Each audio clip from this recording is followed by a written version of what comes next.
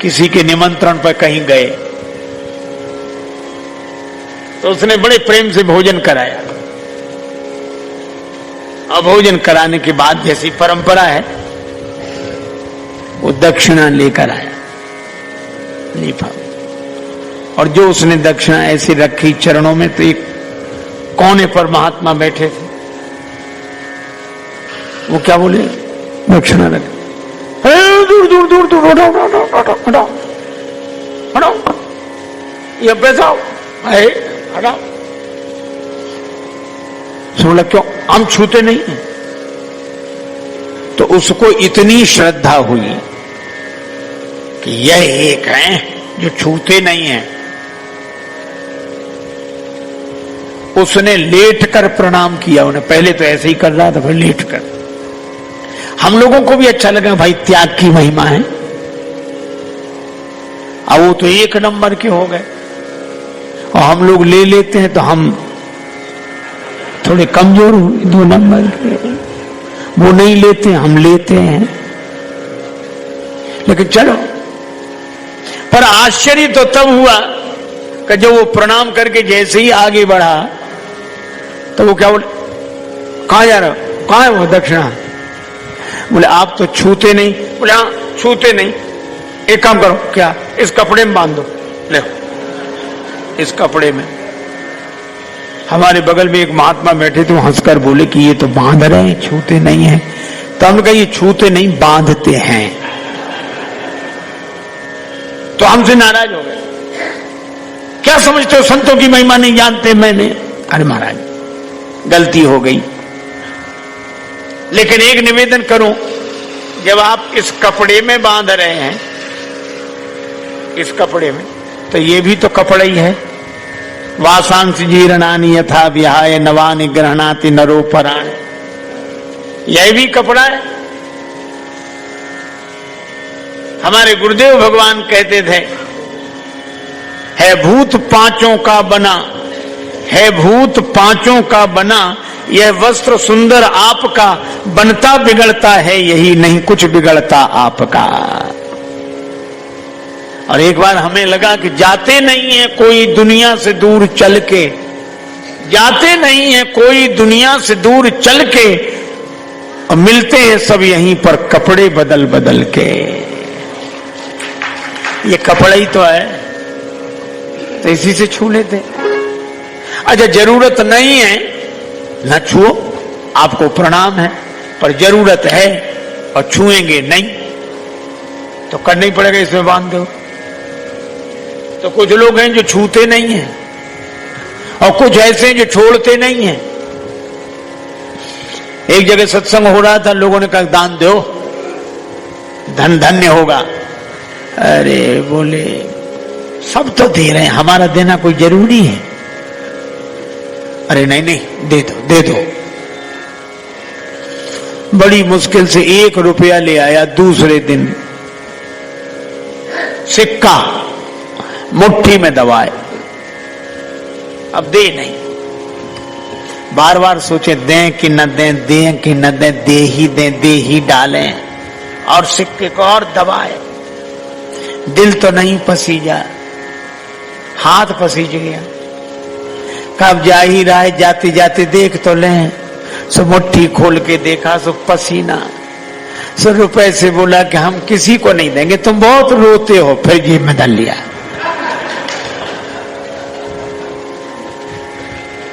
कुछ लोग छोड़ते नहीं हैं और कुछ लोग छूते नहीं हैं। ये दोनों अतियां हैं। श्री हनुमान जी ने समाधान दिया। जब जा रहे थे तो समुद्र से सोने का पहाड़ निकला, मैनाक, और समुद्र ने कहा कि हनुमान जी जा रहे हैं। असल में पुराने जमाने में इन पहाड़ों के पंख होते थे। आप कल्पना करो कितनी भयावह स्थिति रहती होगी, कब किस पहाड़ के उड़ने का मन हो जाए।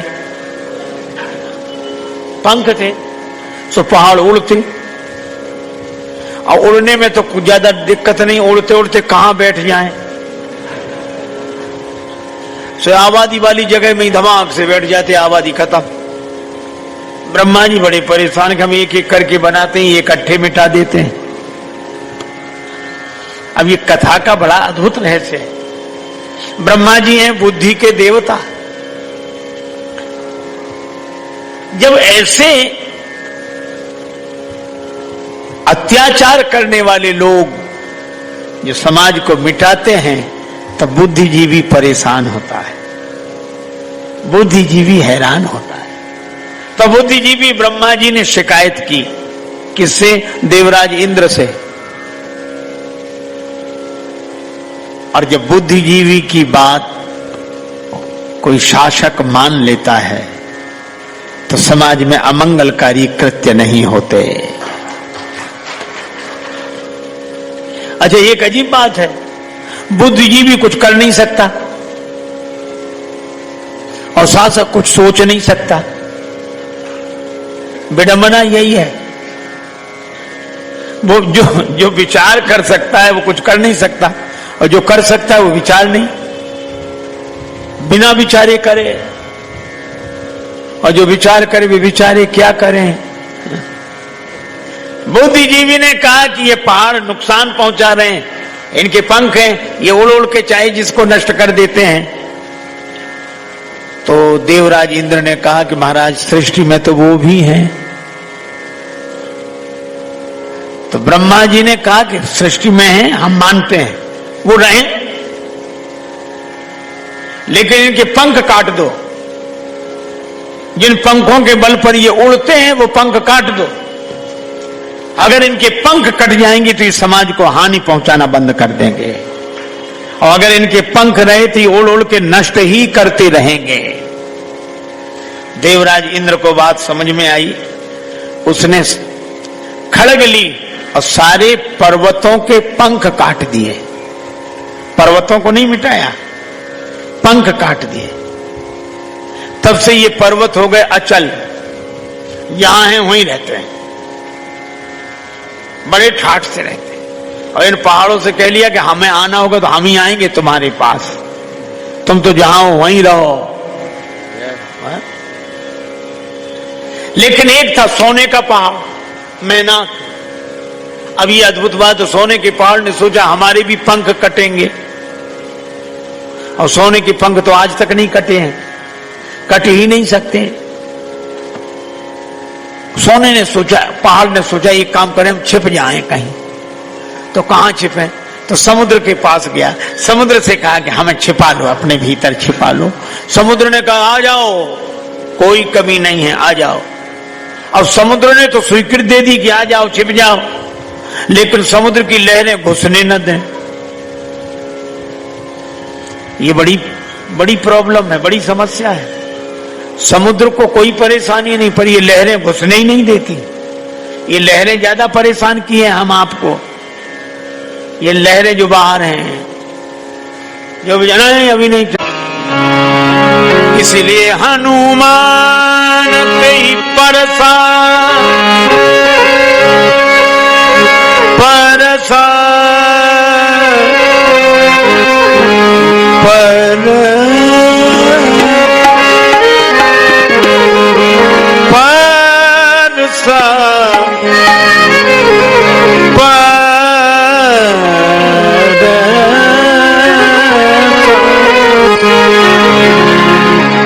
हनुमान तेई परसा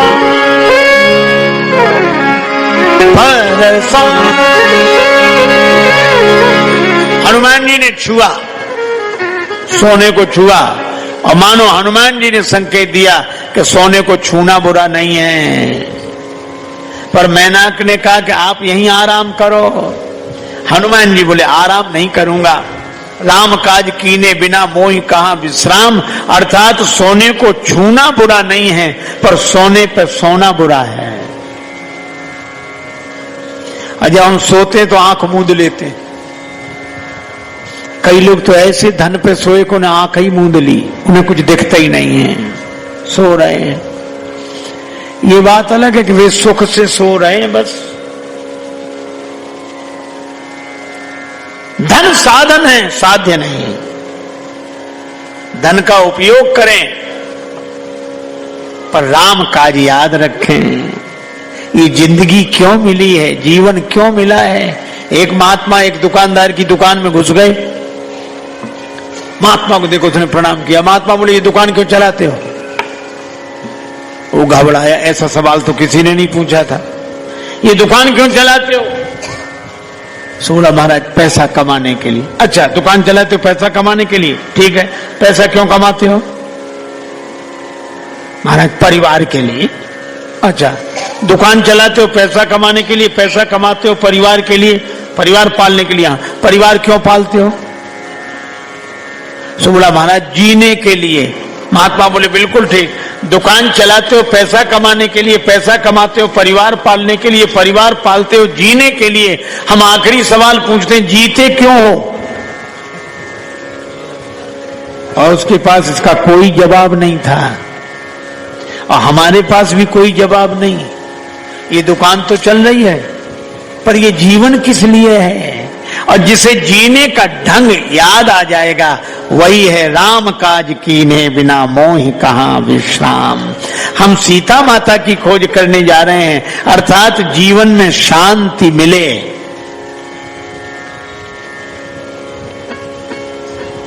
धन में सुख हो सकता है, शांति नहीं।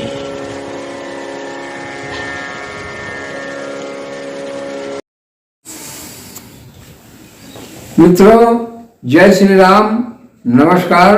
आप सब हमारे इस हास्य कथा के कार्यक्रम को बहुत ही मजेदार पूर्वक और बड़े ध्यान पूर्वक सुना आपने। पूरा हमारा कार्यक्रम आपको कैसा लगा? तो इस कार्यक्रम में हमारे आप चैनल के जो भी आ रहे हैं प्रसंग, इसमें आपको हास्य कथाएं भी बहुत ही मार्मिक ढंग से मिल रही हैं। तो आप हमारे चैनल पर लगे रहें और सुनते रहें बराबर, तो आपको ऐसी ऐसी रहस्यमयी कथाएं मिलेंगी जिससे आपकी जो हंसी भूल चुके हैं आप, वो सारी चीज़ें यहाँ उपलब्ध होती रहेंगी।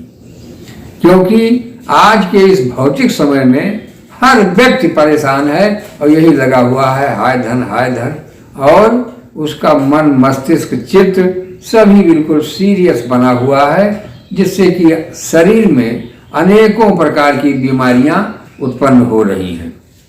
इसका कारण बस मूल यही है कि हम संसार में परेशान हैं, हर भौतिकता की चीज हमें चाहिए।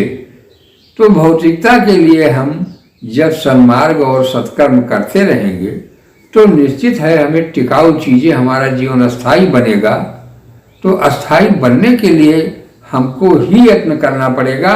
ईश्वर या भगवान वो सब नहीं ऐसा कर पाएंगे कि आपको सब देते रहें, आपके मुंह में खिला भी दें, क्योंकि बनाना खाना हमको ही पड़ रहा है। तो किताबी ज्ञान लेना है, पढ़ना है, अनुभव करना है, परीक्षाएं देना है, तब पास होकर के कहीं जाके हम सर्विस पाते हैं, नौकरी पाते हैं, और तभी हमारा जीवन एक कल्याण मार्ग की तरफ चलता है। किंतु हम वहां पहुंचने के बाद हमें धर्म नहीं भूल जाना चाहिए, परोपकार की भावनाएं, छल। तो साथियों, जब तक हम परोपकार, धर्म, इन सब मार्गों पे नहीं चलेंगे, तब तक हमारा कल्याण का मार्ग नहीं प्रशस्त होता है। तो हमें ये चाहिए कि हम अपने जीवन यापन को करते हुए और दूसरे की भलाई में भी हमारा समर्पण भाव हमारे पास होना चाहिए। हम जिस कार्य में लगे हुए हैं उस कार्य को करते हुए किसी को कष्ट न पहुँचे और हम सेवा भाव में लगे हैं, तो हमारा निश्चित है आगे बढ़ंत ही होती जाती है हर व्यक्ति की, क्योंकि ये धर्मशास्त्रों ने जो बताया है नियम, वही बिल्कुल चल रहा है। हमें आपको अपनी तरफ से कुछ भी, कहीं भी कोई भी गलती न होने पावे, यह विचार भाव में हमेशा रहना चाहिए और अपनी बुरी आदतों को हमें छोड़ते हुए सत्कर्म के मार्ग पर चलना चाहिए। साथियों, तो आपको ये हमारा कार्यक्रम कैसा लगा, आप लोग हमें कमेंट के माध्यम से जरूर बताएं। और यदि हमारे चैनल पर नए हो तो आप हमारे चैनल को लाइक, सब्सक्राइब, शेयर कर लें, जिससे कि आपको बहुत ही महत्वपूर्ण जीवन की रहस्यमयी बातें मिलती रहें। और जो भी त्रुटियां होंगी क्षमा करेंगे दोस्त। धन्यवाद।